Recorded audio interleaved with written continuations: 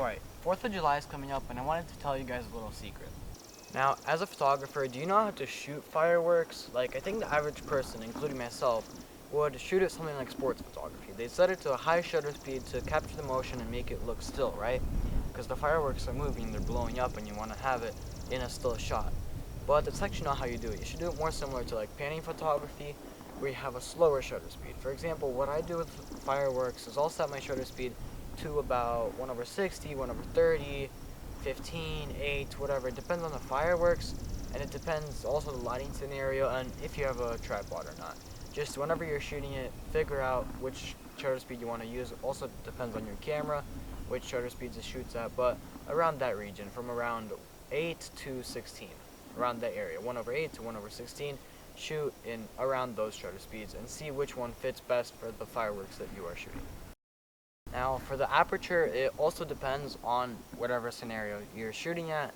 Of course, you would want to have a higher aperture around like f11 to capture, well, your foreground, your background, and have it all in focus. But also, it's nighttime. You're not shooting fireworks in the day because you won't even see the fireworks then. So you can't shoot at f11 because then you're going to have to bump up your ISO a lot and you're going to have a bunch of noise. So I do recommend shooting a lower aperture, even though you'll have a little bit more blurry background, which is okay as long as you focus on the fireworks themselves.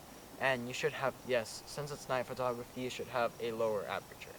And for the ISO, just whatever lighting scenario you have, pick the right brightness for it. Expose for the highlights, and the highlights are most likely the fireworks, so take test shots right, pick the right brightness for the fireworks, and pick the ISO. And have fun. Some additional tips that I would say are like, if you're shooting it at like a dock, if you're at the lake, you could try making like a leading line with a dock. Of course, it's probably going to be packed. Have like a foreground. Try to shoot through a tree like I have in the corner of my video right now. I have like a tree. It's going to add more detail to your picture. And watch for your background. You don't want to have a bunch of people. Well, it's better if you have either a lot of people, like a crowd in the background. It's going to make it more interesting, tell a better story, or you want no people. You don't want like 5 people because then they're just going to stick out of nowhere, and you don't want that either.